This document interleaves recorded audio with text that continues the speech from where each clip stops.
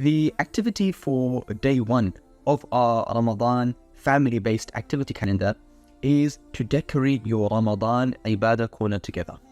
Now, the reason this is such a valuable activity at the beginning of Ramadan is that with your family, you are specifying a place dedicated in your house for the worship of Allah subhanahu wa ta'ala. In our houses, we have rooms dedicated for sleeping, bedroom. We have rooms dedicated for cooking, the kitchen. We have rooms dedicated for lounging, relaxing, the sitting room. But now you're having a corner, a space dedicated for the worship of Allah subhanahu wa ta'ala. Along with that, when you do this with your children, you get everybody involved, that the children themselves will want to go to that corner to worship, especially if you make it as attractive and as beautiful as possible. You choose your nicest musallas, you keep your Qur'ans there, your adhkar books there.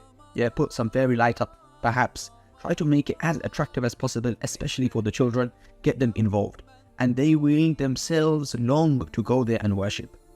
And the other benefit, especially for women, is that you can now make this your place of i'tikaf in the house. So, when you want to dedicate yourself to worship, free from distractions, you go to that corner, everybody knows not to distract you. And if you have dedicated that place for i'tikaf in your house, then when you go there, even if you just end up sleeping and relaxing because you're a bit tired, you will be getting reward every second you are there. How amazing. So inshallah, do this activity with your family and tick it off your calendar.